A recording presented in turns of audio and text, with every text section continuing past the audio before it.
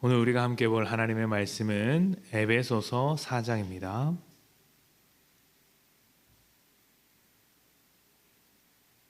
에베소서 4장 7절부터 12절까지 말씀.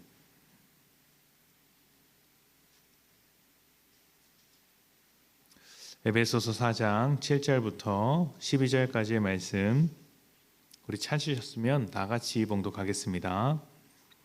7절입니다. 시작. 우리 각 사람에게 그리스도의 선물의 분량대로 은혜를 주셨나니 그러므로 이르기를 그가 위로 올라가실 때에 사로잡혔던 자들을 사로잡으시고 사람들에게 선물을 주셨다 하였도다. 올라가셨다 하셨은즉 땅 아래 낮은 곳으로 내리셨던 것이 아니면 무엇이냐? 내리셨던 그가 곧 모든 하늘 위에 오르신 자니 이는 만물을 충만하게 하려 하심이라. 그가 어떤 사람은 사도로, 어떤 사람은 선지자로, 어떤 사람은 복음 전하는 자로, 어떤 사람은 목사와 교사로 삼으셨으니 이는 성도를 온전하게 하여 봉사의 일을 하게 하며 그리스도의 몸을 세우려 하심이라. 아멘. 지난 5일 동안 또 일주일 동안 귀한 새벽 자리를 지켜주신 성도님들을 축복합니다. 이 기도의 자리가 여기서 끝나는 것이 아니라 삶에서도 감사와 기도로 이어지는 여러분들이 되셨으면 좋겠습니다. 또 우리가 지난 특세 기간 동안 나누었던 우리 교회에게 주신 말씀들을 한 번 더 생각하면서 우리가 이런 공동체가 되기를 원한다, 또 그렇게 만들어 가야 되겠다, 주님께서 우리에게 주시는 공동체의 모습이구나라는 것을 생각하면서 귀한 믿음으로 한 공동체를 이루기를 축복합니다. 자, 어떤 조직이든지 조직의 목적을 잘 달성하기 위해선 체계를 갖춰야 한다고 이야기를 합니다. 개인의 실력이 아무리 대단하더라도 개인의 실력만을 가지고 성장하는 것, 돌파할 수 있는 것은 한계가 있기 때문에 함께 모인 이 조직 구성원 모두의 힘을 이렇게 모을 수 있다면 그리고 그렇게 그 힘을 잘 활용할 수 있도록 체계와 시스템을 갖추게 된다면 그 조직이 더 건강하게 성장한다고 합니다. 그러니까 건강한 성장을 위해서는 이제 시스템, 체계와 같은 것들을 갖추는 일이 꼭 필요하다고 할 수 있겠죠. 교회는 성도들의 모임이지만 이 모임이 커지게 되면 자연스럽게 체계가 잡히고 시스템이 생깁니다. 우리 교회도 마찬가지죠. 그런 과정을 밟아왔습니다. 밟아왔고 밟아나가고 있죠. 우리 교회 체계, 시스템, 조직이라고 한다면 남녀 성도회가 있고 목장도 생겼고 또 사무처리회도 진행하고 있습니다. 그리고 이 체계에 맞는 역할과 직분도 다 가지고 있죠. 그런데 체계와 직분이 중요하지만 그 체계와 직분 속에 빠져버리면 곤란합니다.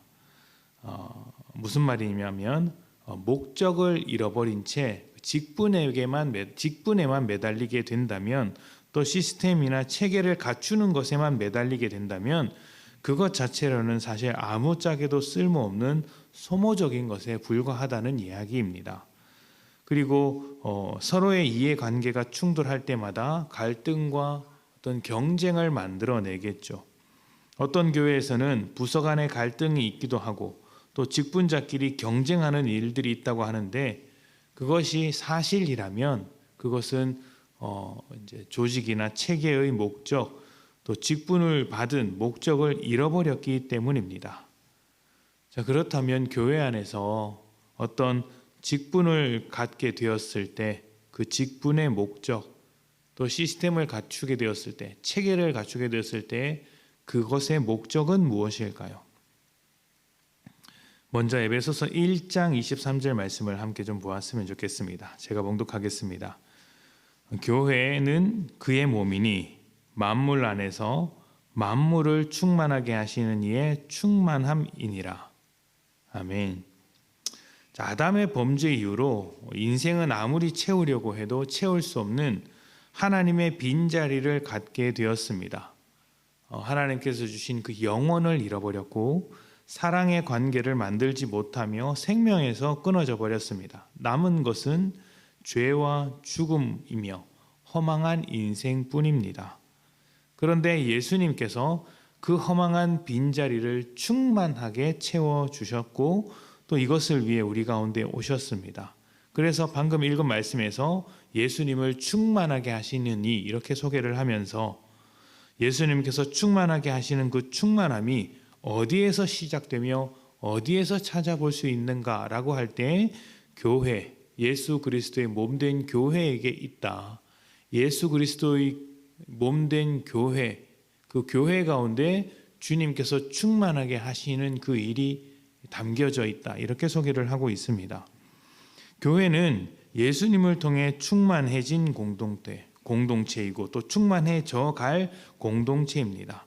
그런데 우리가 누리는 이 충만함은 우리의 삶이 풍요롭고 넉넉해진 데서 오는 것이 아니라 예수님께서 회복하신 하나님과의 관계로부터 옵니다. 허무하고 텅 비어버린 인생 가운데 주님께서 우리가 잃어버렸던 것들을 채워 넣어 주신 것이죠. 하나님의 생명, 또 사랑, 영원과 같은 것들을 회복시켜 주셨기 때문에 이 허망한 세상 속에서 충만한 공동체로서 살아갈 수 있습니다. 그래서 우리가 볼 때, 세상이 볼 때는 우리는 가난하지만 부유하고 무명하지만 유명하고 고난 가운데 살아가지만 소망 있는 그런 삶이 되는 것이죠. 그리고 이러한 우리의 충만함은 우리 안에서 끝나지 않고 세상을 향해 흘러갑니다.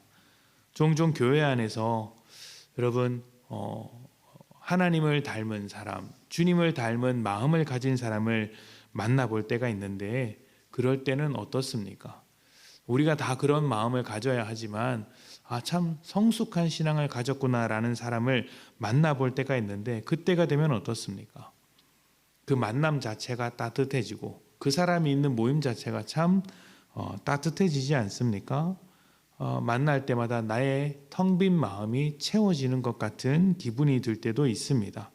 그런 사람을 보면 시간 가는 줄 모르고 계속해서 함께 하고 싶죠. 이것은 그 사람이 하나님의 충만함을 나누어 주기 때문입니다. 그리고 교회가 세상에 대해서 바로 그 역할을 하고 있는 것입니다. 주님의 충만함을 품은 교회가 주님의 충만함을 전혀 갖지 못한 세상의 어떤 텅 빈 마음을 향해 등불이 되어 주는 것이죠.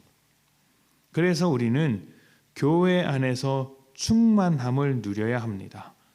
교회가 조금 더 충만해져야 합니다. 하나님과의 관계 속에서 충만해져야 하는 것이죠.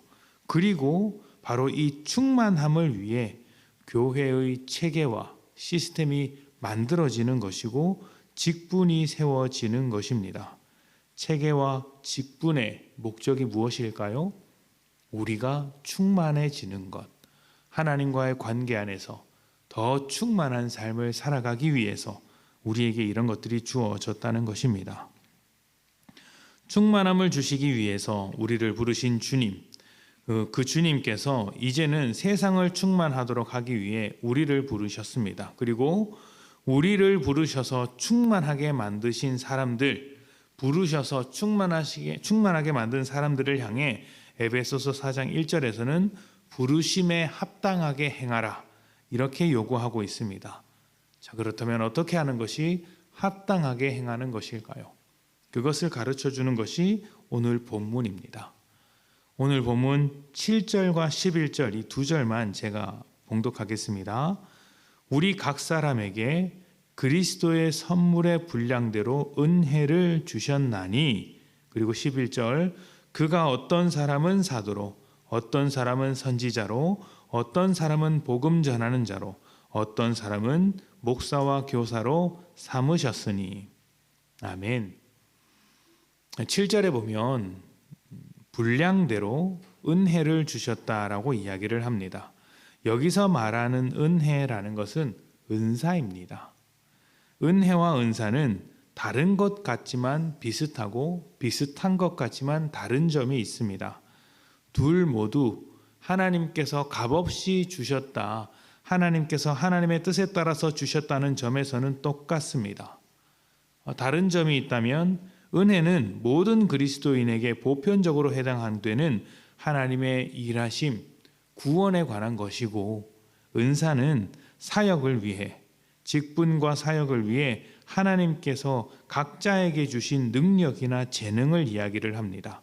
하나님께서 주신 것은 같지만 그것이 사용되는, 또 그것이 말하고자 하는 것은 다르다는 것이죠. 7절에서 보면 분량대로 은혜를 주셨다고 했으니 이것은 보편적이지 않다는 것이겠죠. 사람마다 다르다는 것이겠죠. 그래서 은사입니다.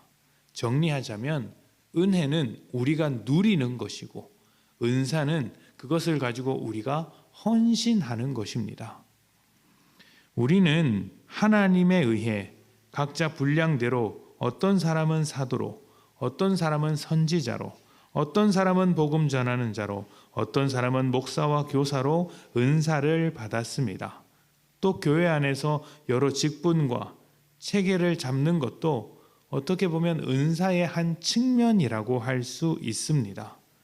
이런 것들을 서로 비교하며 우열을 논할 필요는 없겠죠. 왜냐하면 은사는 내가 받을 만해서 받은 것도 아니고 잘해서 받은 것도 아니라 하나님의 사역을 위해 하나님의 사람들에게 하나님께서 하나님의 의도에 따라 주시는 것이기 때문입니다.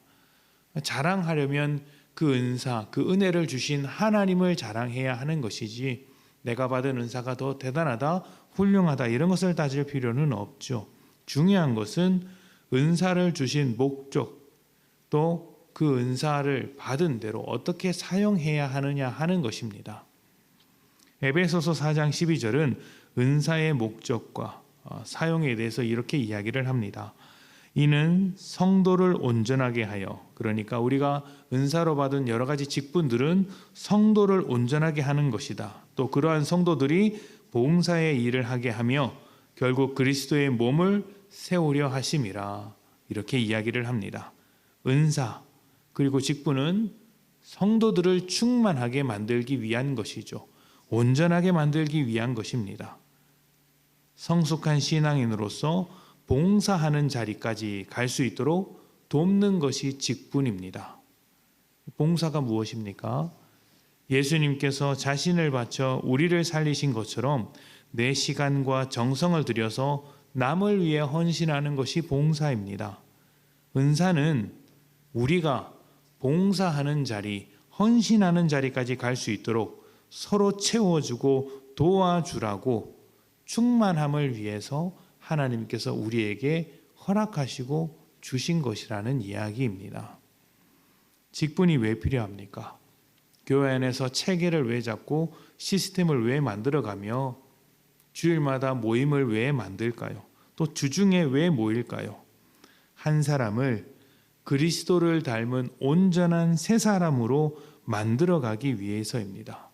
새 사람으로 장성한 분량의 믿음으로 성장하기까지 돕기 위해서 직분을 갖게 된 것이죠.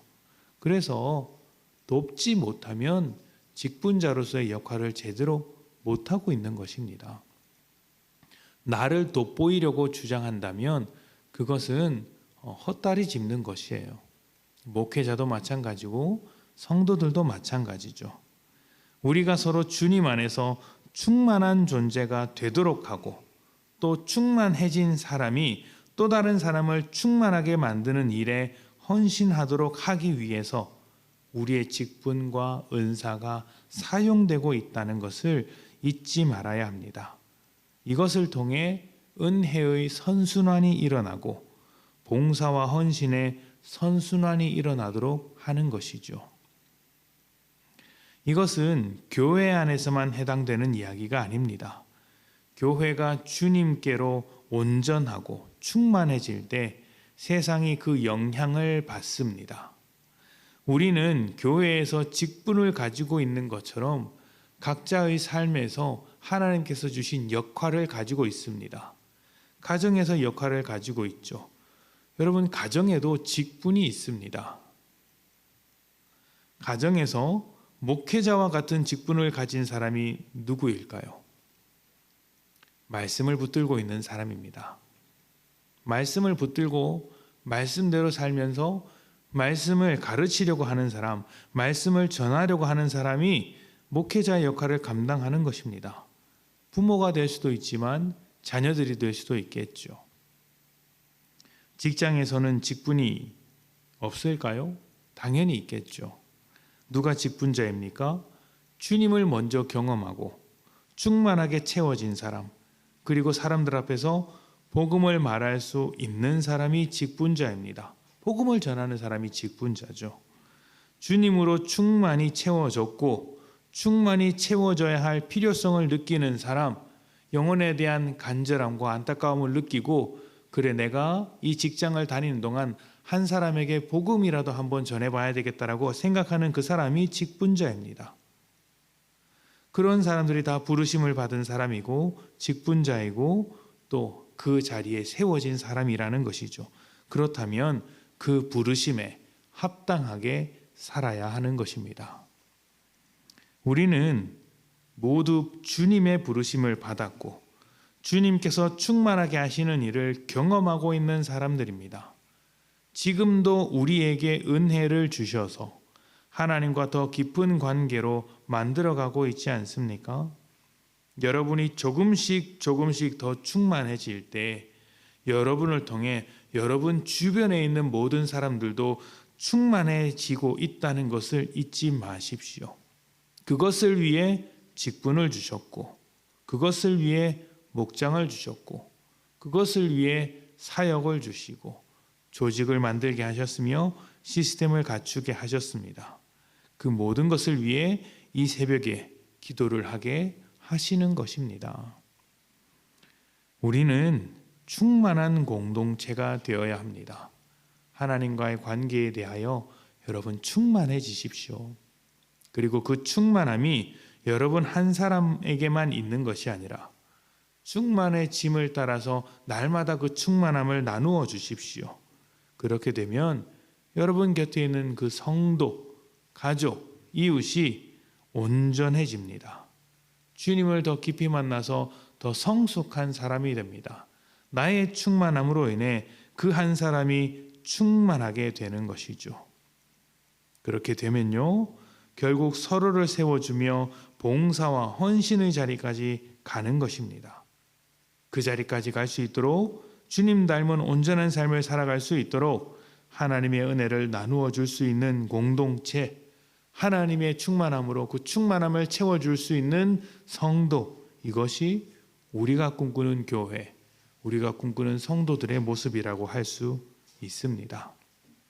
한 주 동안 여러분 기도의 자리를 지키시느라 참 수고하셨습니다. 이제는 삶으로 돌아가서 하나님과 충만해지시고 그 충만함으로 여러분의 가정과 일터와 세상과 교회를 채우십시오. 하나님께서 충만하게 바꿔가실 일들을 기대하고 영혼을 살리는 여러분들이 되시기를 축복합니다. 우리 시간 함께 기도합니다.